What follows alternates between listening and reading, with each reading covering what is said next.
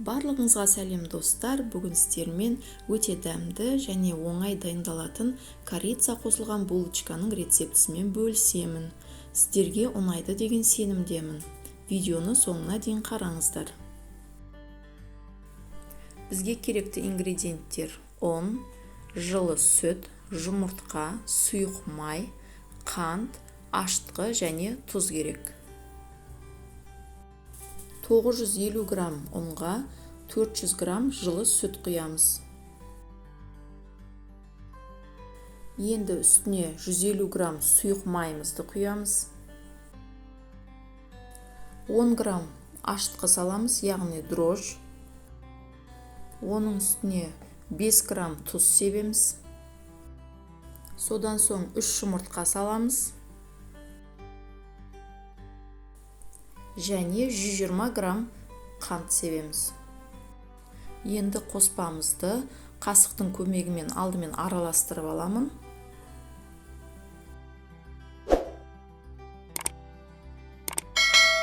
Сөйтіп, қолдың көмегімен қамырымызды илеп аламыз. Міне қамырымыз дайын болды. Енді бетін жауып 40 минутқа жылы жерге қойып қоямыз. 40 минут уақытымыз өтті және қамырымыз көтерілді. Столдың бетіне ұн сеуіп, қамырымызды төсейміз және оны 3 бөлікке бөліп аламыз.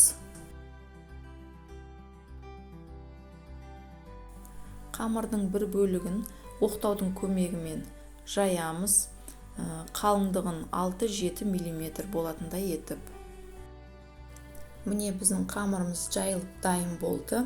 Енді бізге керекті ингредиент еріген сары май немесе маргарин, сосын қант және корица керек. Бұл корицаны кез келген дүкеннен алуға болады. Алдымен еріген сары майды қамырдың бетіне толықтай жағып аламыз.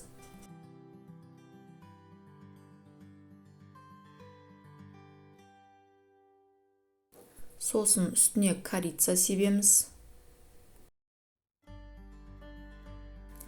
Және қант сеуіп шығамыз.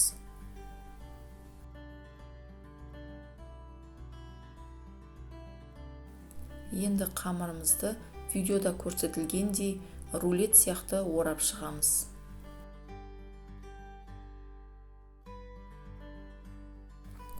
Қамырымыздың шеті ашылып кетпес үшін осылай бір-біріне жабыстырып, біріктіріп аламыз. Қамырымызды рулет сияқты формаға келтіріп алдық. Енді бірнеше бөліктерге бөліп аламыз. Бөліктерге бөлінген қамырымызды осылай алақанмен гүл формасына келтіріп, басып шығамыз.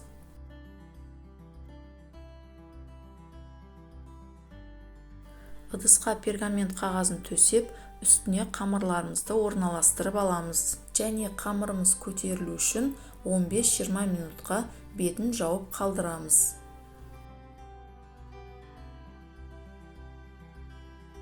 Міне 15-20 минутымыз өтті, қамырларымыз көтерілді.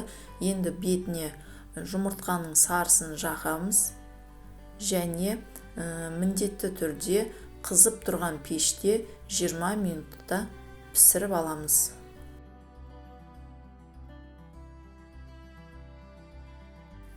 Міне біздің корица қосылған булочкамыз дайын болып шықты. Өте дәмді болып шыққан. Сіздерге ұнайды деген сенімдемін. Міндетті түрде осы рецептпен жасап көріңіздер. Видеоны соңына дейін қараған болсаңыздар, лайк басып, комментарий қалдырып кетіңіздер. Сіздерге үлкен рахмет.